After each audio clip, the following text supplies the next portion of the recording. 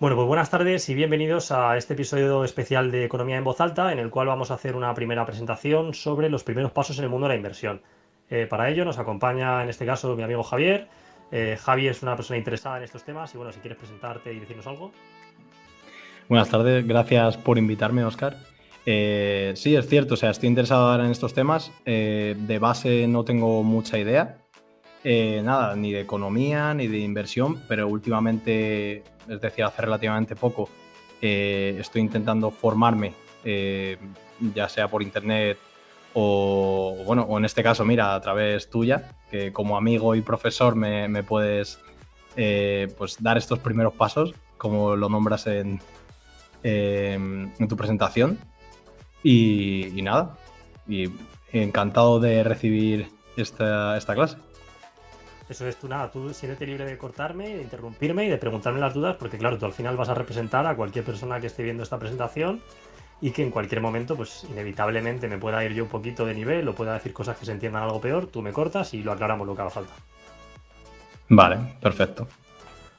Bueno, pues comenzamos con esta presentación en la cual, bueno, pues vemos aquí los primeros pasos de la inversión y lo primero que hay que aclarar es que este es un vídeo con fines educativos, ¿vale? Cada persona cuando invierta tiene que asumir que es la responsabilidad de sus actos, por supuesto toda inversión tiene riesgo y vamos a centrar y a entrar en materia. Bueno, ¿qué es invertir? Bueno, pues es poner tu dinero a trabajar, consiste en tratar de realizar desembolsos que te generen un retorno, pero aquí no estamos para hablar de tecnicismos, sino que, bueno, invertir es poner el dinero a trabajar con el objetivo de ganar algo, tener un futuro, etcétera. ¿Por qué deberíamos considerar invertir? Bueno, pues esto voy a tratar de ir muy rápido estos primeros puntos, porque yo creo que lo que más le interesa a la gente es cómo invertir, dónde invertir, así que vamos a tratar de hacer una introducción muy rápida. Lo primero, ¿por qué deberíamos considerar invertir? Bueno, lo primero es que aquí tenemos algunas razones. Por el tiempo que juega a nuestro favor, el interés compuesto, que es un concepto muy interesante que ahora explicaremos, para tener una serie de metas, como puede ser comprarse una vivienda, hacer un viaje, para hacer crecer los ahorros, para simplemente defenderse de la inflación, esta inflación que estamos viendo estos años que nos está destrozando los ahorros. Al final cada uno tiene que tener sus propios objetivos de inversión, pero al fin es una herramienta muy útil y una cosa que me suele decir la gente es que invertir da miedo, porque invertir tiene riesgos, pero hay una cosa que a mí me gusta aclarar mucho que es que la gente no es consciente de que es imposible no invertir. Y claro, a mí la gente me dice, no, mira, mi abuela tiene el dinero en el banco, mi abuelo tiene el dinero en el colchón. Claro, yo ahí lo que le digo es que esta gente lo que está haciendo es invertir un 100% en divisa. Es decir, si tú tienes 20.000 euros en el banco, tú estás invirtiendo, aparte de en ese banco, que esos son otros temas más complejos, estás invirtiendo en euros. Y si el euro cae, al final tú estás teniendo una pérdida. Entonces, lo que yo quiero dejar claro desde el minuto uno es que invertir no es una opción. Todo el mundo estamos invirtiendo y por tanto tenemos que pensar a través de qué vehículos invertimos. ¿Vale? Entonces, por ejemplo, si tú conoces a gente, seguro que tiene muchos familiares, ¿no?, que tienen el dinero en el banco parado, esa gente Sí, está sufriendo igual que tú y que yo la inflación. O sea, estos años lo habrás visto, que es que vas al supermercado y está todo por las nubes. sí, mucho más caro que de lo que estaba antes, sí. Y todo, Entonces, evidentemente, todo.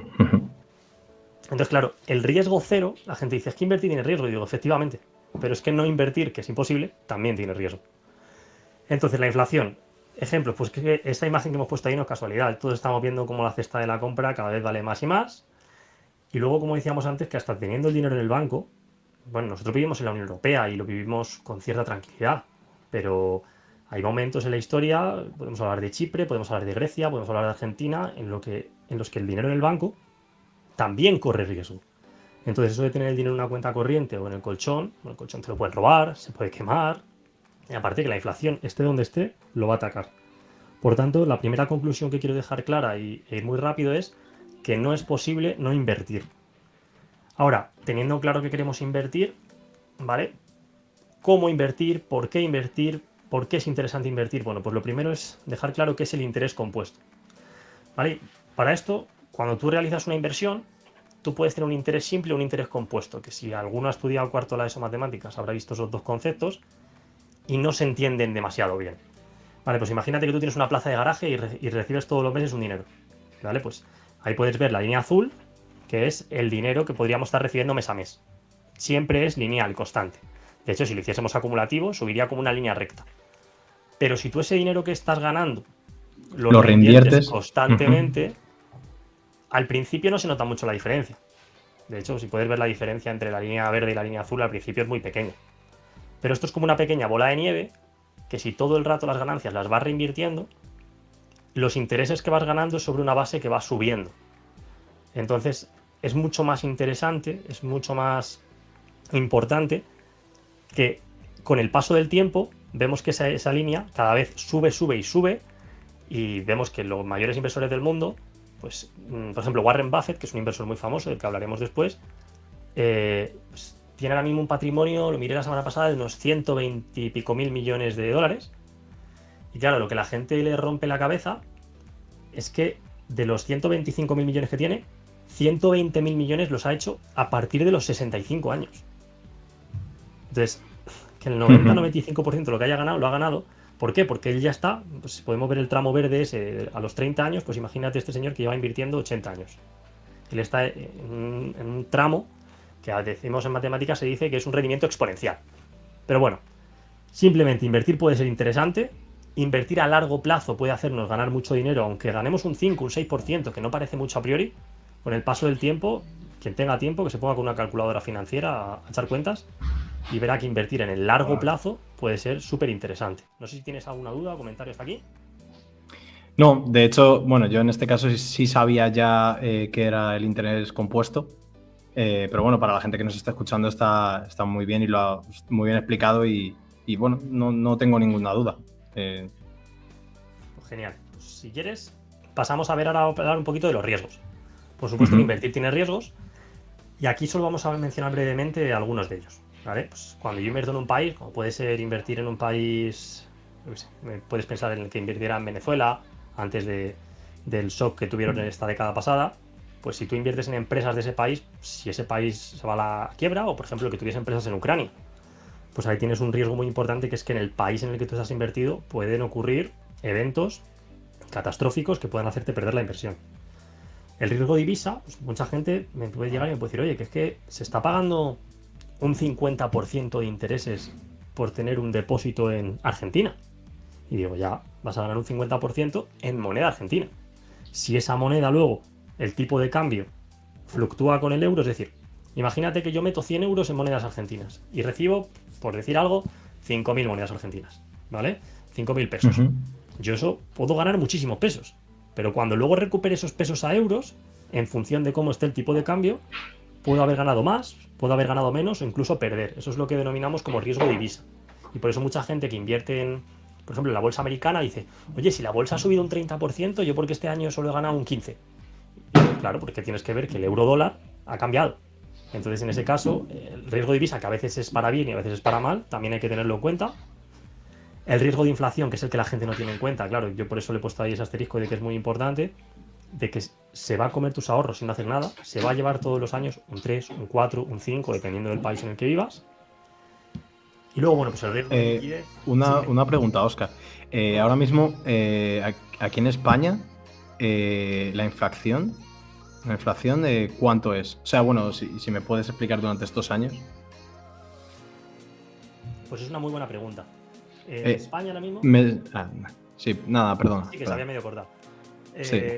La inflación en estos años en España, pues mira, empezó con un shock en torno al año 2021, finales, empezó a subir y hemos tenido una inflación estos años de sobre todo 2022, 2023, que ha rondado el 8,5%, fue en 2022, en 2023 no recuerdo exactamente si cerró en torno al 5, al 6 y ahora mismo las tasas interanuales se mueven en torno al 3%. Pero que esté bajando la inflación no significa que bajen los precios, significa que la subida se está haciendo más despacio. Pero, como dicen muchos economistas, la inflación es como la subida de los precios es como sacar pasta de un tubo de dientes. Los precios pueden subir más rápido, pueden subir más despacio, pero lo que es bajar es como volver a meter la pasta dentro del tubo, que es prácticamente imposible. Ya. O sea, ¿pero podría pasar en algún caso o no? Sí, hay por ahí algunos escenarios, se llama deflación. Hay algunos países que la tienen. Históricamente algunos países incluso han luchado contra la deflación. Podemos hablar de Japón, o podemos hablar ahora de países como Georgia, que ahora tienen, creo que están en el 0 y pico por ciento de inflación. Pero no es ni deseable y aparte es que es muy difícil de conseguir. Porque todos los incentivos, tanto del sistema político como de la economía, la rigidez de los salarios. Es muy difícil, es muy difícil. Puede darse, sobre todo en algunos shocks, en algunos momentos de crisis, pero es raro y no necesariamente deseable. ¿Y nos podrías explicar por qué se da la inflación? ¿Por qué se da? Bueno, pues esto, la inflación, hay una respuesta corta y una respuesta excesivamente larga. Voy a dar un poquito la corta, pero al final el dinero, esto es algo que a la gente le cuesta entender, es como cualquier mercancía. ¿Por qué sube el precio de una mercancía? Porque hay un desajuste entre oferta y demanda. ¿Qué ocurre? Que la moneda tiene dos particularidades, que es que la oferta y la demanda de dinero nos cuesta pensar en ella, y luego además es como la inversa, el opuesto de todos los demás bienes. Es decir, que suba el precio de un bien significa que baja el valor de esa moneda con respecto a ese bien. Si sube el valor del coche, significa que sube el valor del coche, el valor de los dólares contra ese coche está bajando, y viceversa. Entonces, teniendo esto en cuenta, ¿por qué baja el valor de la moneda? Pues por lo que baja el valor de cualquier cosa. Porque baja su demanda o porque aumenta demasiado su oferta.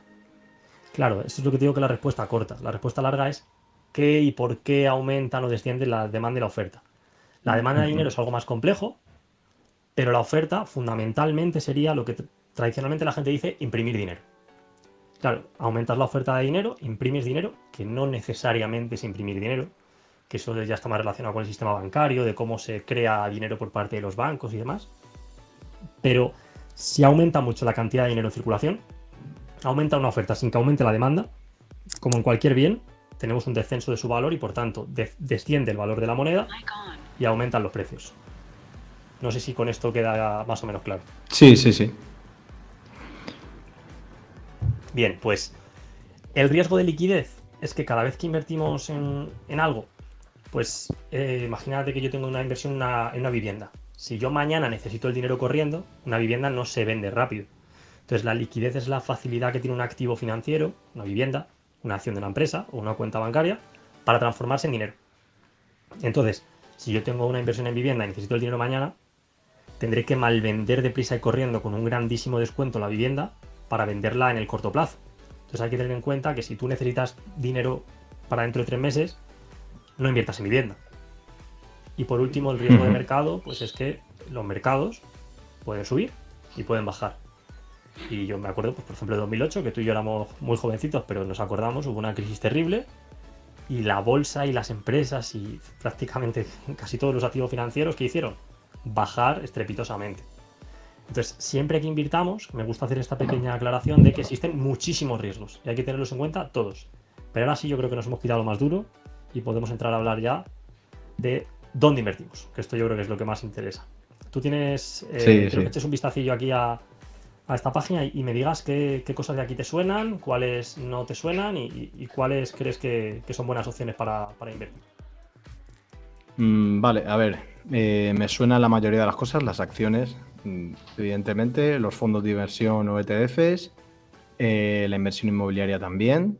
Bueno, el crowdfunding, no sé qué es, REITs tampoco.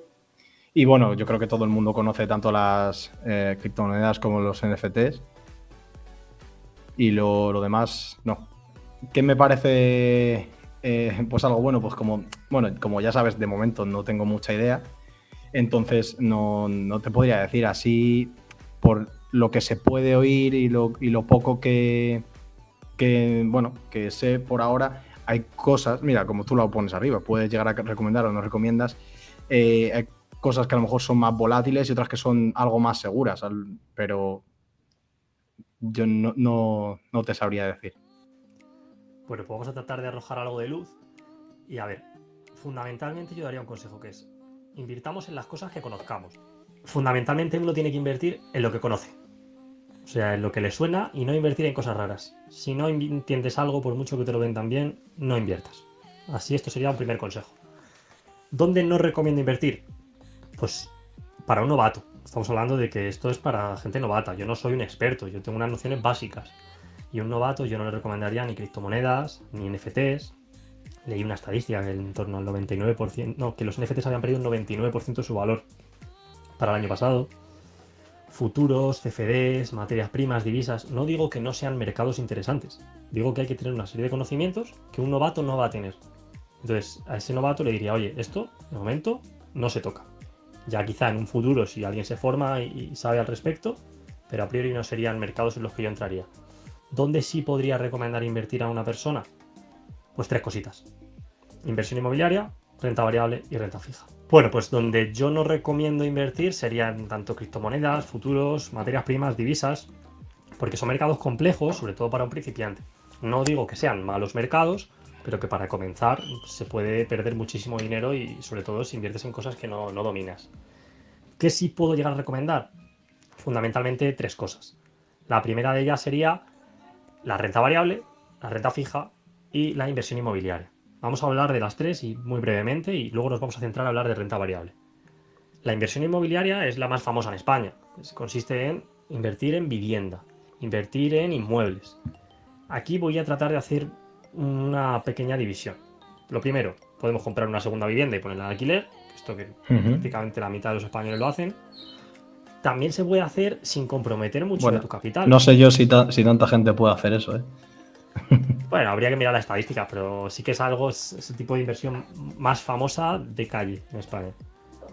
La plaza de garaje, que puede ser una forma de invertir en manera inmobiliaria sin tener que invertir 100, 200.000 euros y puedes invertir 8, 9.000, 10.000 con rendimientos similares. Ojo, no que vayas a ganar lo mismo, pero en porcentaje sí que se puede ganar dinero similar. ¿Qué pasa si no tenemos ni siquiera esos 12, 10.000 euros? Somos un chaval de 18 años que tiene clarísimo que quiere invertir en vivienda. Pues puede invertir en un crowdfunding inmobiliario. ¿Vale? Hay algunos famosos por ahí, a mí me suena de que salta en internet que si Urbanitae y alguno más. Consiste en que tú pones 500, 1.000, 1.500 euros los que tengas y se junta tu dinero y el de mucha otra gente para financiar una promoción inmobiliaria y luego esa se vende o se alquila y tú te llevas un rendimiento. Suelen ir en torno al 8 o 10%, también con sus riesgos de impago, etcétera, etcétera. Pero es una forma de invertir en un inmueble sin asumir la totalidad del coste de la deuda, porque la gente dice, yo invierto en ladrillo, que es muy seguro. Pero, Sí, perdona que te interrumpa, para que interrúmpeme. yo lo entienda cómo funciona exactamente. O sea, un montón de personas invierten en una empresa que compra, por ejemplo, varios edificios, por decirlo de alguna manera, o un edificio y esa empresa, porque es una empresa, o no, es que no te he entendido bien cuando lo has explicado. No, te lo agradezco. El crowdfunding es, en vez de ser tú el que compra un inmueble y lo pone en alquiler o a la venta, es que se coge el dinero de muchos pequeños ahorradores, uno que pone 5.000, uno que pone 500, uno que pone 3.000, y con todo ese dinero, una plataforma como por ejemplo Urbanitae realiza una urbanización de lujo y junta 20 millones con la suma de todas estas pequeñas aportaciones. Y luego esas casas las alquila o las vende y con ese dinero que se gane se reparte ¿a quién? A todos aquellos pequeños ahorradores, pequeños inversores que han puesto ese dinero y la plataforma se lleva sus comisiones. No sé si así se Vale. entiende mejor el Sí, sí, funcionamiento. sí, sí. Sí, bueno, pero la plataforma, o sea, es una empresa al final. O... Claro, Sí. efectivamente, es una empresa. Yo Vale. te digo, yo en España Eso era conozco lo que preguntaba. Urbanitae y nombres así más no sé. Y bueno, es una forma. Pero ¿qué le ocurre a todas estas? Estas 3 cositas tienen un riesgo que es, imagínate que te compras la plaza de garaje, te compras la vivienda o te compras el crowdfunding en una zona que sale mal, que se deprecia, que de repente se llena de conflicto y de delincuencia. Pues lo que decíamos al principio, todo tiene riesgo. La gente ve el ladrillo como un valor seguro y no lo es. Y luego, por ejemplo, también que hay que pagar impuestos. Que la gente dice, no, porque voy a sacar 600 euros al mes y voy a ganar y tal. Y digo, ya, pero has tenido en cuenta que luego Hacienda te va a cobrar un buen dinero por esos ingresos. Entonces, bueno, es una inversión que puede estar bien. Yo puedo llegar a recomendarla, pero como todas, no es perfecta y tiene sus riesgos. Luego estaría la renta fija. Que la renta fija es. Sí, Personalmente, a ti, sí. qué te gustaría más? ¿El crowdfunding o invertir directamente y poder comprar una vivienda por tu cuenta? Si Pues tuvieras la mira, posibilidad de hacerlo, claro. es una muy buena pregunta. Y de hecho te voy a contestar y me viene genial porque me había saltado y comido una cosa y me viene genial, que es eso de los rates que viene ahí abajo. A mí no me gusta ninguna de las dos. No por nada, sino porque el crowdfunding puede estar bien. Y es que el tema de tener una segunda vivienda a mí me inquieta un poco. Es decir, siempre tienes que estar ahí pendiente de, ¿y si no me paga el inquilino? ¿Y si ha roto esto? Que me llama, que se ha ido, que tengo que buscar otro. yo no quiero que mis inversiones me generen una preocupación ni una ansiedad. Entonces eso yo creo que se puede Pero sentir identificado en mucha también, gente, pero es mi opinión. Hay gente que no sí, tanto. sí, solo quiero decir algo en base a eso que has dicho de estar preocupado.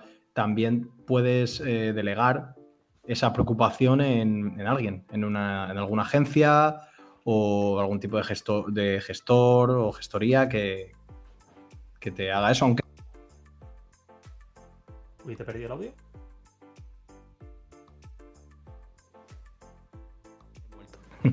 Ay, perdona, ahora sí, me no. oyes. Sí, en una gestoría se puede Eh, delegar, sí. sí, que evidentemente no vas a ganar tanto dinero porque vas a tener que destinar algo de ese beneficio para pagar pues a la persona que te lo gestiona o a las personas, pero te quita un poco dolor de cabeza. Que eso es de lo que tú te estabas quejando ahora. Vale, totalmente. Pero en última instancia, si le pasa algo a ese inmueble, en última instancia, ¿quién es el que va a pagar el pato? Pues tú, evidentemente. Entonces, bueno, es una forma de verlo. Por supuesto, no es perfecta, tiene sus pros, tiene sus contras, y de lo que te acabo Claro, de decir, sí. no hay ninguna inversión perfecta, imagino. Es que si hubiese una inversión perfecta estaríamos todos ahí, nos habíamos pasado el juego y se acabó. Claro, Ujú. efectivamente, todas tienen sus pros y sus contras. A la gente le gusta mucho de la inversión inmobiliaria que la puede ver, la puede tocar, ¿vale? La tiene delante. Entiende muy fácilmente, oye, yo me gasto 150.000 euros en una casa y la alquilo por 700 euros al mes, voy pagando la hipoteca, es una forma de invertir que se dice apalancada, pero si yo tuviera que invertir en vivienda lo haría a través de REITs. ¿Qué es esto de los REITs? ¿Qué significa apalancada? Buena pregunta. Apalancarse es endeudarse para invertir. Y es algo que yo no Ujú. recomiendo en absoluto, pero en el caso de las viviendas para alquilar se hace mucho y bueno, en ese caso hasta se puede entender, aunque tiene sus riesgos. Por ejemplo, yo me compro una casa y la alquilo y en España la mayoría de la gente que se compra esta segunda vivienda no la paga al contado, sino que coge una hipoteca nueva. Pues en este caso te estás apalancando, es decir, estás invirtiendo con deuda en una casa y luego te va a generar un rendimiento, vas a tener todos los meses unos ingresos y unos gastos. ¿Por qué digo que tienes riesgo? Porque si te fallan los ingresos por lo que sea, tú tienes un gasto, hay una deuda que tienes que devolver. Lo bueno es que hay una garantía que es un inmueble, que en el peor de los casos Sí. se puede vender, pero eso tiene sus riesgos también. Y como te A mí decía al principio, personalmente, sin, sí, sin tener tanta información como tú y sin saber tanto, es una inversión que me llama mucho la atención y me gusta. Y si tuviera el dinero y la capacidad para hacerlo, lo haría. Y probablemente lo haga en un futuro. Ya veremos, después de formarme más. claro, yo como te digo, o sea, está en la columna de lo que puedo llegar a recomendar porque la entiendo. La gente la entiende, esto es algo fundamental. En España invertimos en ladrillo porque lo entendemos. Y puede ser muy interesante y puede ser muy útil, sí. No es perfecta, como digo, que nadie se lleve a engaño, porque hay gente que dice, no, esto es el ladrillo es seguro. Seguro no hay nada, pero sí, Ujú. lo entiendo completamente y comparto muchos de los aspectos de la gente que invierte en vivienda. Y lo que te quería decir es que yo en mi caso preferiría invertir en REITs, que son fondos de inversión donde la gente mete su dinero de forma colectiva. Yo puedo pensar en los REITs, por ejemplo, de BlackRock, que están ahí pues, miles de millones invertidos y se dedican a tener inmuebles por todo el mundo. ¿Qué pasa? Esta gente compra y compra muchísimas viviendas. Aquí en España se llega a decir, a veces se habla muy mal de ellos, que si los fondos buitre, pero tienen viviendas en muchos sitios, las alquilan y de esta forma tú pasas a ser un pequeño propietario de muchísimos inmuebles. Puedes comprar un REIT de Estados Unidos, un REIT global. Y mientras que la gente pague e invierta, perdón, mientras que la gente paga y está en esos alquileres de esas casas, tú vas recibiendo esa rentabilidad. ¿Por qué digo que me gusta más? Porque tú puedes meter el dinero que quieras, que esto también me podría decir con el crowdfunding igual, pero el riesgo está más repartido, es decir, tú tienes miles o decenas de miles de inmuebles repartidos por ejemplo, por todo Estados Unidos, y esto no está exento de riesgos, porque llegó el coronavirus y de repente todos los locales comerciales no los quería nadie, teletrabajo y se pegaron un buen batacazo. Nada está exento de riesgos. Pero mmm, puedes perder un 10, 20, 30%, pero imagínate que te pasa eso teniendo un único local y de repente nadie lo quiere. Es que la pérdida cuando tienes una única cosa puede ser del 100%. Entonces, Ujú. a mí me gustan más los rates, aunque me gustan más otras opciones de las que hablaremos ahora, que son la renta variable y la renta fija. Vale, un pequeño spoiler en la pregunta que te voy a hacer. Los rates en este caso serían como los fondos son a las acciones y los rates serían a tener una vivienda. por ejemplo. Sí, eso es un fondo de inversión que tiene miles y miles de acciones, que diversifica y demás, que hablaremos de este término después. Sí, es algo muy parecido, es un muy buen apunte, eso es. Vale. Vale, pues vamos a hablar ahora de renta fija. La renta fija es, tú vas a un banco porque necesitas dinero y le pides 10.000 euros por una reforma. El banco te presta ese dinero y le tienes que devolver intereses. Y el banco gana dinero con esos intereses. Casi todo el mundo entiende cómo funciona un sencillo préstamo. Pues la renta fija es una especie de préstamos que se pueden hacer a gobiernos, a grandes empresas, pero eso lo haces tú. Por ejemplo, España, cuando necesita dinero, va y dice, oye, necesito 20.000 millones. Entonces nosotros podemos ir al mercado y prestarle una parte de esos 20.000 millones, oye, yo le presto 500 y me devuelve con intereses. Es decir, es una forma como de ser nosotros los banqueros de estos gobiernos, de estas grandes empresas. De esta forma podemos invertir en deuda. ¿Y por qué se llama renta fija? Porque España dice, oye, yo te devuelvo un 4% de intereses. Alemania te dice, yo te devuelvo un 3%. Estados Unidos te dice, yo te devuelvo un 5%. De antemano sabemos qué rentabilidad vamos a obtener.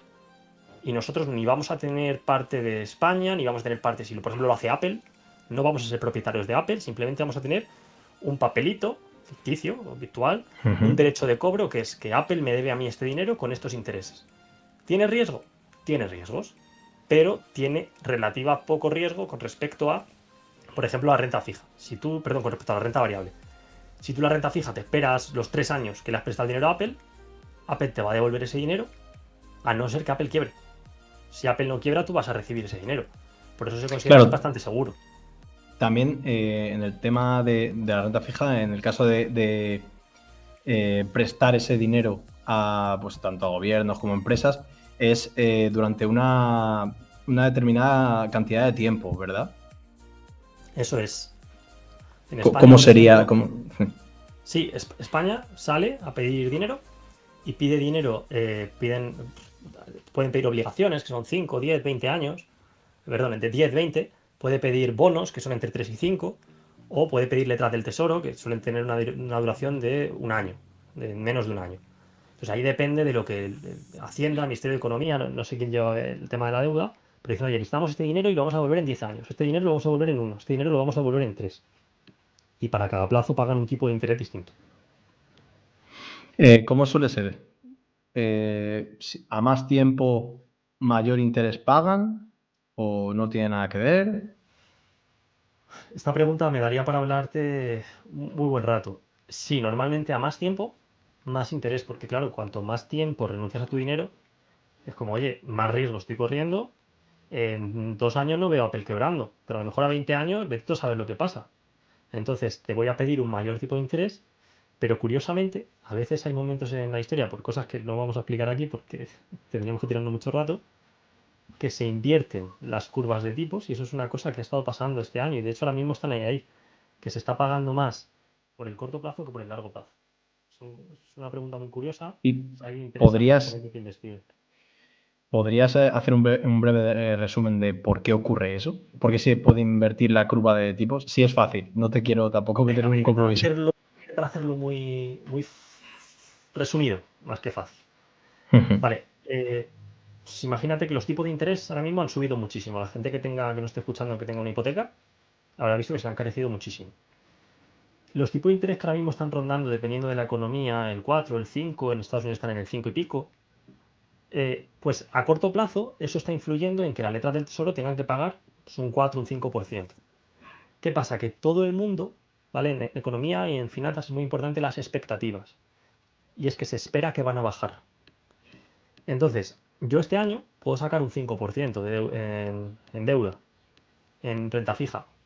Pero se espera que el año que viene y el año siguiente va a bajar. Así que, ¿qué pasa? Que yo puedo pillar un 5% este año, que los tipos están ahí estables, pero como todo el mundo está esperando, está descontando, está anticipando que van a bajar a 3, 5, 10 años, nadie está pagando un 5% a 10 años. Entonces, digamos que ahora mismo hay como una dificultad temporal, que serían unos tipos de interés elevados, por el cual todo el mundo nos vemos obligados a pasar por el aro y a pagar, o a recibir, depende de en qué lado estás, en el que ahorra o en el que pide prestado, el que invierte o el que pide prestado. Entonces, tenemos que pagar un 5%. Pero ¿qué pasa? A 3, 5, 10 años, como se espera que van a bajar, está esta curiosa casuística de que este año está caro pero los años siguientes está más barato, de forma que a largo plazo, a un año puedo estar pagando 5,5 y a 10 años estar pagando un 4. No sé si se ha entendido Vale, muy bien. entiendo. Sí, sí, sí. Sí, así. Yo creo que lo ha resumido bastante bien. Pues yo al menos lo he entendido. Vale. Esto ya daría más tema de por qué se espera esto y por qué han subido y por qué la subida de tipo de interés determina, pero eso ya se excede con mucho el motivo de este vídeo. Entonces, bueno, la renta fija puede estar muy bien, la puedo recomendar. Hablaremos luego un poquito de ella. Se suele decir que es bastante segura porque te paga eso, pero tiene un problemita. Es decir, imagínate que tú metes 5.000 euros y te lo devuelven en 5 años y lo necesitas de repente en 2 años. Si tienes que recuperar ese dinero, ahí teníamos el riesgo de liquidez que decíamos antes, que es que tú de repente puedes llegar al mercado y decir, oye, que yo tengo esto que en 3 años, porque han pasado 2, Apple me devuelve mi dinero. Dadme dinero ya hoy. ¿Quién me da dinero ya hoy a cambio de esto? Pues en función de cómo esté la economía y los mercados financieros en ese momento, puede pasar que te paguen muy poco por ello. Mira, te lo voy a resumir muy rápidamente. Una cuestión, por lo que tengo entendido, o sea, se puede dar el caso en el que tú necesites ese dinero, pero no es como una especie de regla a la hora de invertir, que tú tienes que invertir un dinero el cual no vayas a necesitar. Por lo tanto, ese riesgo de tener que sacar algo antes de tiempo es un riesgo, depende de cómo lo veas, del punto de vista. Vale, te lo voy a preguntar de otra forma. ¿No es cierto que no se puede correr mucho ni conducir bebido por las calles? Y hay gente que va por las calles bebido y que conduce muy rápido. Pues sí. Pues en los mercados Sí, existen pero... alguna serie de normas que deberíamos cumplir, pero por desgracia no todo el mundo las cumple.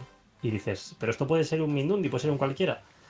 Un banco, el Silicon Valley Bank, que quebró hace un año y pico, es un banco estadounidense, un banco mediano, no es un banco pequeño, que hizo un agujero enorme porque hizo precisamente esto. Invirtió muchísimo dinero que tenía en el corto plazo, depósito bancario de la gente, en hipotecas al 1 o 2%. ¿Qué pasa? Que invirtió mucho en renta fija. Y la hipoteca pues duran 15, 20, 30 años. Con este año han subido mucho los tipos de interés. Silicon Valley Bank de repente no puede pagar por sus depósitos y la gente se empieza a ir de ese banco. Y la gente dice, dame mi dinero. Y claro, Silicon Valley Bank dice, es que tu dinero lo tengo en hipotecas a 20 años a un 1%. Dice, bueno, pues vende esas hipotecas. Y claro, Silicon Valley Bank se va al mercado y dice, oye, tengo hipotecas al 1% y se está pagando ahora mismo por cualquier deuda pública un 4 o un 5%. ¿Quién me compra a mí mi hipoteca? Ni Dios. ¿Qué tengo que hacer? Venderla baratísimo. Y vendiéndola barato estoy perdiendo dinero. Estoy perdiendo dinero, se genera un agujero y quebró. Pero quebró este y quebraron muchos otros, ¿eh? O sea, que no es una cuestión de un Sí, cualquiera. una persona que no sabe invertir y ha tomado, y ha usado, en este caso, dinero que va a necesitar. Sí, que ha sido un banco y es alguien, pues, que Ojo, debería, o sea... que nadie está libre, o sea, que es un error terrible que no debería cometerse, pero para que veas que nadie está libre de cometerlos y muy mal hecho por su parte y han tenido que pagar las consecuencias. O sea, pero podríamos decir que es un error. O sea... Sí, sin duda, sin duda. O sea, porque hay otros bancos que lo han hecho bien. O sea, no es una cuestión de que hayan pillado, ¿no? Es que ha habido gente que ha dicho, oye, no prestes a largo plazo dinero que tienes a corto plazo, que puede necesitar mañana. Y han hecho los deberes bien. Pero estos querían ganar dinero a corto plazo. Ese año no se ganaba dinero con el dinero a corto plazo, sino que la única forma de ganar poco dinero era con hipotecas. Y Claro, pero dejaron supongo que literalmente todo. siendo un banco y siendo gente profesional que sabe de estos temas, sabían que esto podía pasar. ¿Cómo pueden llegar a tener, o sea, a cometer este error sabiendo el riesgo que conlleva? Personas tan profesionales, por ganar dinero, no sé, para que se entienda. En una expresión, malos incentivos. Incentivos perversos. Tú y yo trabajamos para el Silicon Valley Bank. Somos banqueros. Ganamos dinero por cada hipoteca que coloquemos. Y el banco está viendo que si coloca hipoteca gana dinero. Otros bancos estuvieron sin ganar dinero. Porque preferían ser prudentes en esos años, en el año 2020, 2021. A ti y a mí nos dan 1.000 euros por cada hipoteca que coloquemos. ¿Qué vamos a hacer? Vamos a colocar hipotecas. Pero todas las que podamos. Entonces, malos incentivos pueden llevar a situaciones desastrosas. Aquí en España, pues es que no tenemos que hablar muy alto. O sea, aquí en España tuvimos una crisis bancaria y de las cajas terrible. Hablamos de los excesos de Caja Madrid, hablamos de los excesos de 1.000 millones de cajas de ahorro de aquí. Nadie está libre de cometer errores básicos, nadie. Entiendo. Pero bueno, esto es la renta fija.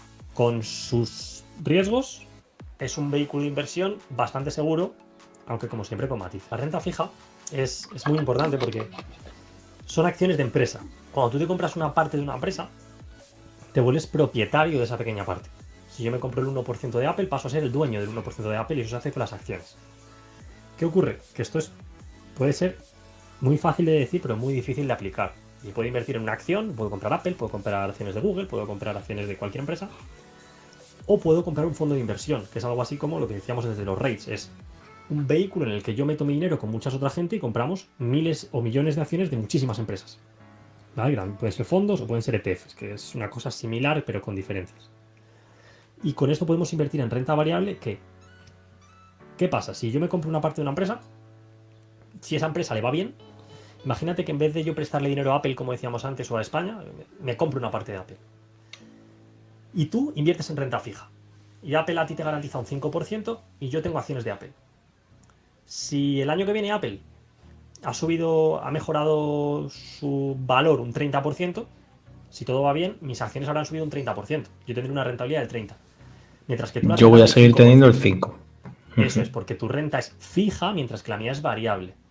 Por el contrario, si Apple se pega un batacazo y le salen mal las cosas y baja un 15%, yo me voy a comer esa bajada del 15% y tú vas a seguir recibiendo un 5%. Aquí empezamos a ver bien las diferencias entre renta fija y renta variable. Dime. Tengo una pregunta que siempre he tenido en cuanto a las acciones.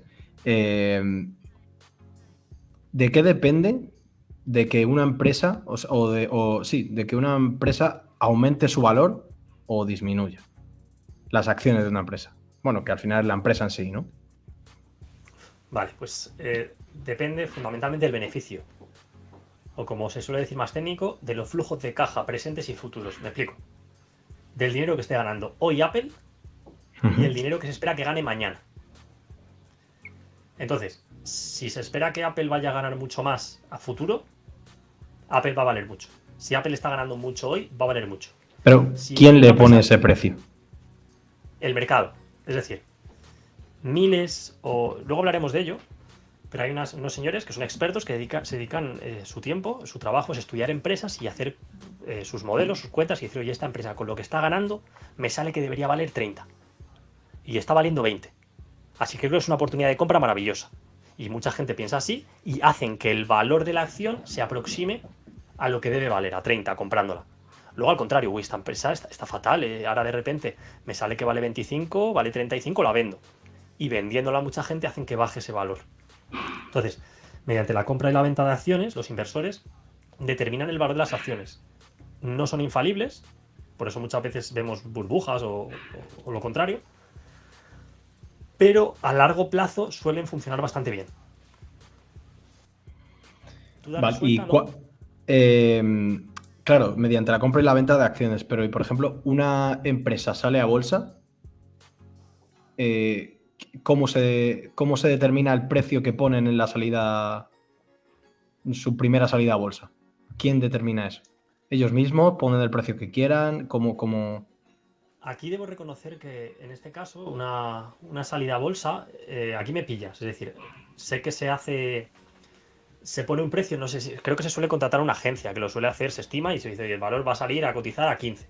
Si la gente estima que va a valer más de 15, la van a comprar en masa y van a subir el precio de la acción, o si la gente dice no vale tanto, no la van a comprar y tendrán que bajar el precio de la acción. Pero exactamente quién determina esa salida inicial no lo sé. Eso es, en este caso creo que hay agencias especializadas, pero es una pregunta que no sé responderte con seguridad. Vale, o sea, veo que es un tema complicado porque realmente me surgen un montón de preguntas, pero... Más que complicado es que es técnico, porque la mayoría de las acciones ya se compran en el mercado secundario, es decir, ya circulan por ahí y la gente las compra y la vende. Y libremente, pero, por ejemplo, para volver a entender el propio valor de las acciones en la salida en una nueva empresa, o no nueva empresa, una empresa que sale a bolsa. Si, por ejemplo, va una persona y compra el 100% de las acciones de una empresa, ¿está comprando la empresa Al ser... Sí. Sí, de hecho, cuando tú compras el 100% de las acciones de una empresa, lo más normal, pues, puedes seguir manteniéndola en bolsa, pero la mayoría de las veces tú lo haces para sacarla de la bolsa y quedártela para ti. ¿Vale? Es lo que se dice, los estadounidenses hablan de privatizar una empresa o que sea pública. Que sea pública o que sea privada, según los estadounidenses, no es que sea el gobierno, sino que esté abierta al público o no. Entonces, en España, por ejemplo, Mercadona, tú no puedes comprar acciones de Mercadona porque es una empresa que no está cotizando en bolsa. Entonces, por ejemplo, Elon Musk lo hizo con Twitter. Las acciones de Twitter cotizaban y llegó Elon Musk y dijo, oye, voy a pagar, no sé si dijo $55 por cada acción, se compró todas y las sacó de la bolsa.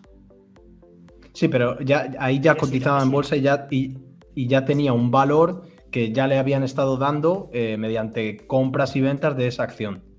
Pero cuando alguien, lo que te digo, alguien nuevo, una empresa que sale de nuevas a bolsa, tú me has dicho que es a través de una empresa que estima el valor, pero ese valor no lo debería poner el propietario o los propietarios de la empresa. O esa persona y esa empresa que lo hace es como una especie de peritaje. Claro, a ver, yo en este caso insisto en que es algo que estoy tirando de memoria lejana, pero es que si tú estableces el valor, tú puedes cometer muchos errores y al final el mercado te va a dar una dosis de realidad. Si tú pides 40 por fliparte y la gente te va a decir, oye, no, que tu empresa no vale 40, tu empresa vale 20, te ofrezco 20 y va a bajar el precio de esa acción. Pero lo más normal es que lo hagan empresas especializadas porque lo van a hacer de una manera, digamos, más neutra, más seria, que le dé a los inversores, ¿no? esa garantía de decir, oye, esta agencia ha dicho que vale esto. Aún así, hay muchas veces que la gente dice, no, no, esta empresa va a salir a cotizar por 200, pero yo creo que vale 250 y compran en masa y hacen que suba a 250. Vale, entiendo. Entonces, bueno, eso es lo que decíamos, la naturaleza de las acciones, volvemos a lo mismo, es si yo soy accionista de Apple, si Apple sube un 20, gano un 20, si Apple baja un 20, yo pierdo un 20, por eso es de renta variable, porque lo que yo gano no está fijado, y se suele decir que son más rentables en el largo plazo, pero fluctúan más. Tú, tu 5% lo vas a recibir, a no ser que quieras vender anticipadamente, o quiebre Apple, Ok, sí. eso es. Mientras que yo, si quiebra Apple, también pierdo, de hecho cobro más tarde, así que tengo más riesgo. Y si sube o baja la acción, yo voy a estar en esas subidas o en esas bajadas. Que hay empresas por ahí que dicen, no, ha subido un 500%. Y hay por ahí empresas que se van a cero. Pues la renta variable puede ser un camino de muchas curvas, para bien o para mal. Cuéntame, ¿alguna duda o comentario? No, te iba a hacer una pregunta, pero bueno, la voy a dejar para más adelante. Genial, cuando quieras.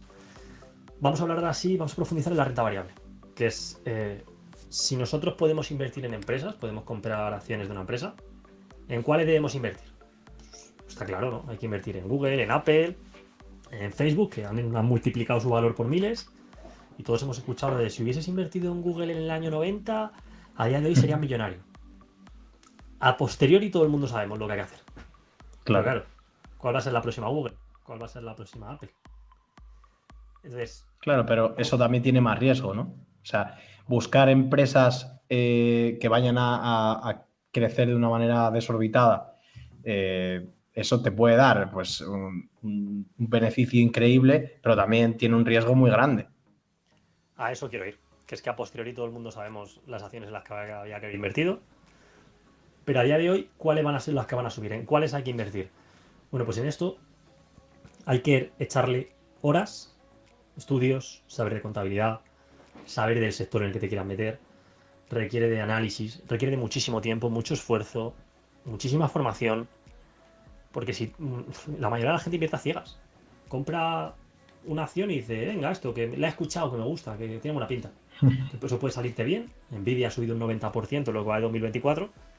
O te puede salir mal. Tesla baja un 30% en lo que va de 2024 también. Entonces, invertir a ciegas, pues es algo que la gente hace. Yo no lo recomiendo en absoluto. Porque el que invierte a ciegas te acaba pagando el pato. O sea, entonces hay que saber analizar y estudiar. ¿Y qué pasa? Que para esto requieres jornadas de 50, 60 horas semanales, pasarte años y años estudiando.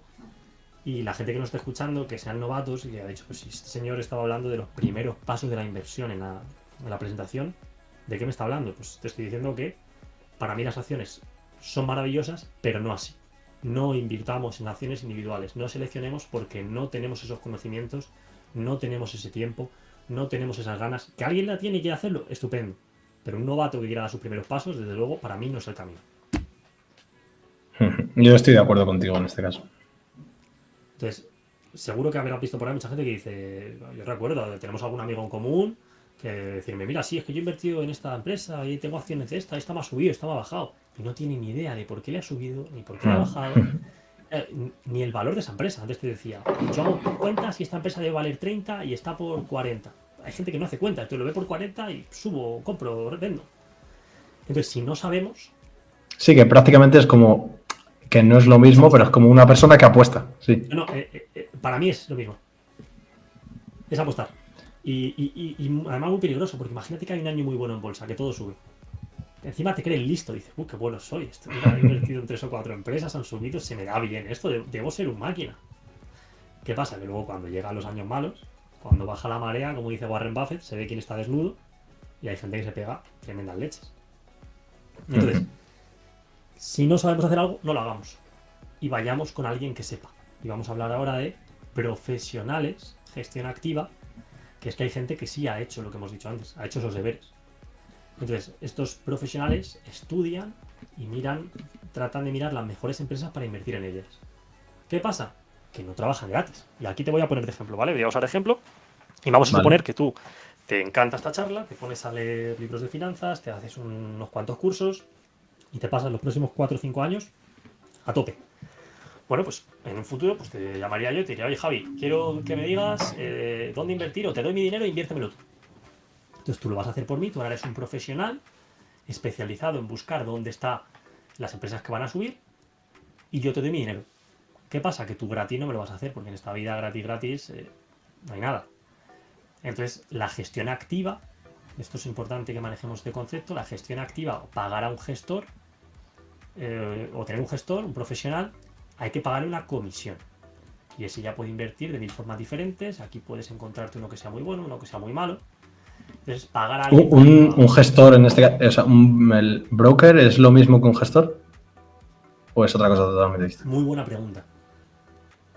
Acceder a un mercado financiero, comprar una acción es algo así que es muy fácil decirlo, pero para hacerlo hay unas plataformas y es un proceso algo complejo, un sistema informático además muy específico. El broker es al que tú le dices compra o véndeme esto y te lo hace. Entonces, el broker, Sí. por ejemplo, la gente conocerá pues, de Giro, eToro, Interactive Brokers. Tú dices compra acciones de Apple. Estoy comprando acciones de Apple. No, le estás diciendo a esos que te las compren. Ese es el broker. Y por hacer eso te cobran una pequeñita comisión o grande dependiendo de sus costes. El gestor no, el gestor tú le das tu dinero y dices, invierte. Y él se encarga de invertirlo por ti. ¿Y cómo puedes comprar tú una acción por tu propia cuenta? Fuera de cualquier broker. Necesitas un broker. ¿Siempre? Está regulado. Sí, está regulado. Mm. Ellos son los que tienen los permisos y la forma de hacerlo y acceder a esos sistemas informáticos. Pero claro, el gestor, aquí me vas a decir, vale, pues ya está, pagamos un profesional y ya está. Pues es que hay profesionales buenos y hay profesionales malos. Luego hablaremos de eso. Tendremos que, a lo mejor tú eres un grandísimo profesional y yo soy un paquete. Entonces, Lo soy. efectivamente, yo soy un paquete. Entonces, tendremos que hacer un estudio, un pequeño estudio, para ver quién es el profesional bueno. Separar, ¿no?, el grano de la paja, porque yo puedo invertir o pagarle a un gestor porque lo haga bien, o puede haber uno que sea un paquete. Entonces, no es la misma labor de investigación gigante que hay que hacer para invertir en acciones, pero sí que hay que usar un poco de tu tiempo y de estudio para ver qué gestores hay buenos por ahí, porque los hay buenos, y malos, que también los hay malos, y ya veremos luego que son mayoría. Y por último, vamos a hablar hoy de la gestión pasiva y los fondos indexados. Entonces, en esta diapositiva, ¿qué es esto? Pues para hablarte de esto te voy a hablar de... ¿Has escuchado alguna de los términos de IBEX 35 o Standard & Poor's 500, SP 500? ¿Qué te sugieren? ¿Qué has oído hablar? Sí, son, bueno, en este caso creo que el IBEX 35 son las 35 empresas dentro de España o sea, que más grandes. Más grandes significa que tienen más valor en bolsa, o no sé exactamente cómo explicarlo. Y el S&P 500 es lo mismo, pero en Estados Unidos. El otro, el Nasdaq, no lo sé. Vale, bueno, pues efectivamente, un índice o el IBEX 35 son las 35 empresas más grandes de España que cotizan en bolsa. Mercadona, por ejemplo, como no cotiza en bolsa, a pesar de ser gigante, no está ahí. Y el S&P 500 son las 500 más grandes de Estados Unidos. El Nasdaq 100 son un índice de 100 empresas estadounidenses tecnológicas que cotizan en la bolsa estadounidense, mejor dicho. Ok. Entonces, ¿qué pasa? En el S&P 500, por ejemplo, hay 500 acciones, 500 empresas. Un gestor activo va a tratar de buscar las empresas buenas de esas 500 y muchas más, pero por simplificar, y va a tratar de descartar las malas. ¿Me entiendes? Sí. Vale, pues con la gestión pasiva o los fondos indexados llegas y dices, no, vamos a invertir en todas. ¿No? Invertir a cholón. Es decir, vamos a invertir en las 500. Vamos a invertir en las buenas, en las malas. ¿Y qué pasa cuando invertimos en las 500? O en las 35 de España, o las que sea. Cuando inviertes en las 500 mejores empresas de Estados Unidos, si Estados Unidos en general mejora, ¿qué van a hacer las acciones de estas empresas? Subirán. Y si Estados Unidos tiene una crisis, Pues bajarán. Pero por lo que tengo entendido, no inviertes como tal en la misma proporción en todas las empresas, sino en esos fondos hay empresas en las que tienes un porcentaje mayor que en otras y de hecho, no estoy tampoco seguro, las más grandes suelen tener un porcentaje bastante alto en comparación con las demás. sí, cuando tú inviertes en todas, se suele hacer en función de su tamaño. Es decir, si Apple, que es la número 1, pesa un 7% de esas 500, el 7% de tu dinero iría a Apple. La mayoría de las inversiones en índices es así. Se dice por capitalización bursátil, que es por lo que valgan en bolsa, por su peso. Si uno pesa más, va más dinero ahí. Si uno pesa menos, va menos dinero. Aunque hay fórmulas, hay gente que no le gusta esto y se puede invertir, por ejemplo, en el S&P 500 equiponderado, que sería invertir Perdona, en todas igual. Dime. Para entender términos, capitalización bursátil significa el valor que tienen en la bolsa. Valor en bolsa. Perfecto. Valor en bolsa. Ya, hemos aprendido un término nuevo. Genial, sí, tú dímelo, porque a veces soltamos estos palabras como si la gente lo fuese a entender. Y el SP 500 es eso, puedes invertir en eso y de hecho ahora hay mucha crítica que dicen, no, es que el SP 500 serán 500, pero las 7 principales están pesando, no sé si son el 40%, porque son gigantes ahora mismo. Son las, ¿cuáles son? Son Apple, son Google, son Facebook o Meta, son Tesla, Nvidia, Amazon y Microsoft. Entonces las 7 grandes estas pesan una barbaridad. Y Netflix también está por ahí, que también pesa mucho y tal. Entonces, bueno, ¿esto mejor o peor que pagar a una persona que lo haga por ti? Pues es diferente. Pero luego haremos una comparativa. Pero ya lo que quiero que entienda la gente es que como estamos invirtiendo en todas y no hay nadie seleccionando, ya no hay que pagar a nadie. ¿Me entiendes? Sí. Ya no hay un experto dedicando horas y horas. ¿Y qué pasa? A ver, tendrás que pagar un poco a los encargados de ese fondo. Claro, esa es una pregunta también importante. ¿Quién se encarga de esos fondos? Porque hay personas detrás también. ¿O está automatizado? ¿Cómo funciona? Sí, aquí en este caso quien se encarga de estos fondos son gestoras de fondos.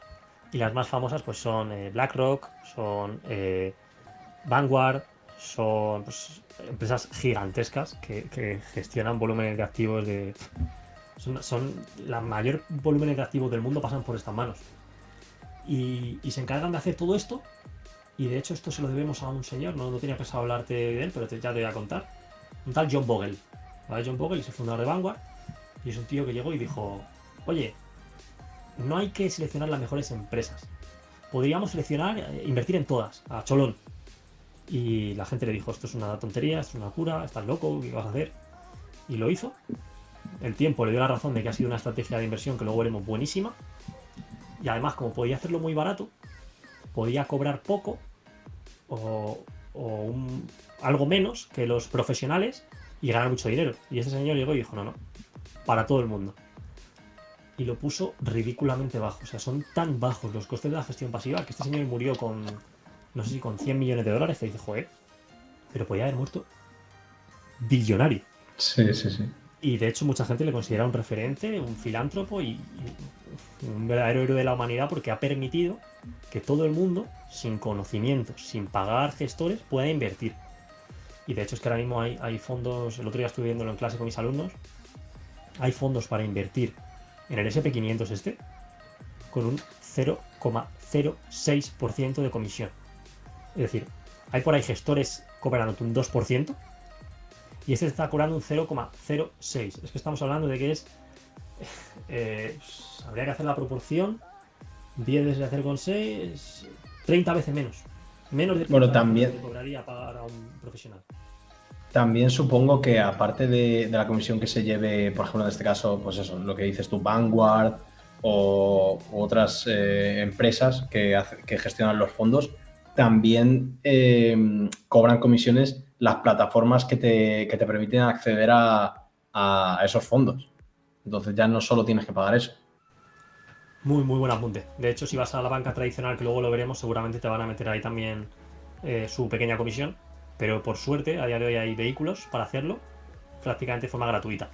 O sea, hay neobancos, plataformas de inversión que te cobran. Es que de verdad, es que te lo comercializan, te dan algunos nombres. O sea, no es recomendación de ninguno, pero Renta 4, MyInvestor. O sea, el otro día había en MyInvestor, el del SP500, cero. Cero de comisión MyInvestor por vendértelo.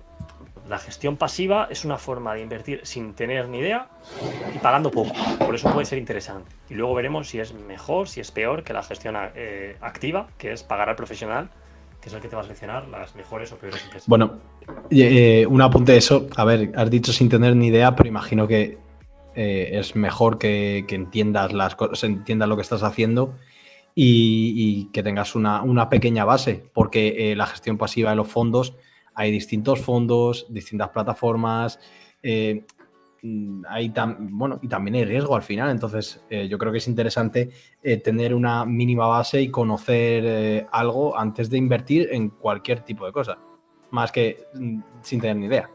Bien, aquí totalmente, te doy el punto completamente. Hay que saber lo mínimo, de hecho, pero lo que quiero decir es que con un mínimo te vale. Con estos primeros pasos que hacemos hoy, y luego de hecho tengo preparado una diapositiva para tratar justo este tema, con ese mínimo sería suficiente, pero sí llevas razón en que, hombre, uno tiene que ser consciente porque puede caer en errores, puede caer en problemas emocionales, asustarse, irse cuando no deba y se puede liar mucho, total y absolutamente. Y vamos, si quieres, para hablar este primer bloque, yo creo que vamos a hacerlo en dos partes. Entonces vamos a cerrar este bloque hablando sobre si hay que invertir en muchas empresas o en pocas empresas. ¿Tú qué opinas? Bueno, por lo que acabas de comentar, sería mejor invertir en muchas empresas, ¿no? En el caso de los fondos. Pues si no es correcta la pregunta, no sé a qué te has referido entonces. Vale. ¿Qué ocurre cuando invertimos en una empresa? Que si esa sube, nosotros subimos, y esa baja, nosotros caemos. O sea, tú quieres decir diversificar, ¿no? Sí. A ver, Eh, aquí, si ¿quieres? estuviésemos hablando con un gestor profesional, o Warren Buffett, o Charlie Munger, nombres muy potentes de la inversión, te dirían, diversificar mucho es un error. Pero es cierto que si tú eres un experto y te quieres forrar invirtiendo y tal, y quieres saber mucho, puede tener sentido concentrar tu inversión en pocas empresas. Pero de nuevo estamos hablando de que esto es una charla introductoria. Pues para la gente que quiere empezar a invertir, lo mejor que puedes hacer es repartir los huevos en muchas cestas, de forma que si alguna cesta se rompe, y se romperá, porque el mundo es así, porque todo puede pasar, no es el fin del mundo. Mientras que si tienes todos los huevos en la misma cesta y se cae, se rompen todos. Entonces es muy importante que diversifiquemos. ¿Vale? Entonces, Mucha gente dirá, yo lo entiendo esto y creo que entiendo el concepto más que simplemente invertir en un montón de cosas y al final, bueno, tienes que diversificar, pero con cabeza. Pero hay mucha gente que yo a lo mejor le he hablado de estos temas que siempre me dice lo mismo. Me dice, ¿cómo voy a diversificar si apenas tengo dinero para invertir o ahorrar? pues es que a día de hoy con las nuevas plataformas, esto es súper barato. O sea, hasta comprando acciones, que es lo que decíamos que no recomiendo, puedes comprarte 10 euros de cada acción, pero no es lo que yo recomiendo. Lo que yo recomiendo es que a través de fondos de inversión, ya sea con un gestor activo o con un gestor pasivo, que hablaremos después, cuando tú inviertes en un fondo, por ejemplo, como el SP500 o un MSCI World, que es un fondo que replica el mundo occidente, los países así desarrollados, se divide en mil y pico empresas, o perdón, o miles de empresas.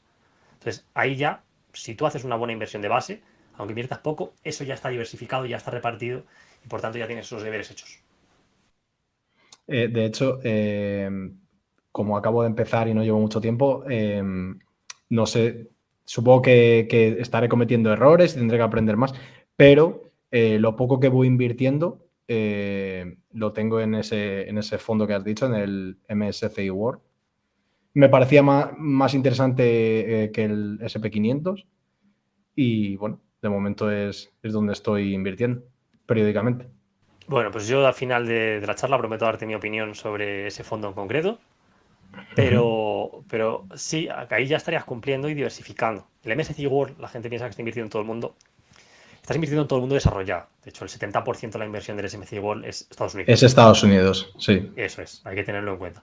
Pero sí es una forma de tener dentro de Estados Unidos muchísimas empresas. También tiene Francia, también tiene Reino Unido, también tiene Japón, tiene muchos países, muchas empresas, y de forma que estás, pues eso, haciendo como las cecitas que vemos en la imagen, y estás repartiendo entre muchas, de forma que si mañana quiebra Google, vete a saber, si tu inversión la tienes en dos empresas y una Google, pues has perdido el 50%, mientras que si tú tienes el MSCI World y mañana quiebra Google, pues a lo mejor te comes una caída del 2-3%, a lo mejor por el pánico que se expanda a un 5, un 7, un 10, pero no vas a perder el Ujú. 50% de tu inversión. Y bueno, yo creo que hasta aquí vamos a llegar con la primera parte, ¿vale? El próximo día hablaremos sobre plazos en la inversión, sobre si debemos invertir durante pocos años, durante muchos, cuántos mucho, cuántos poco.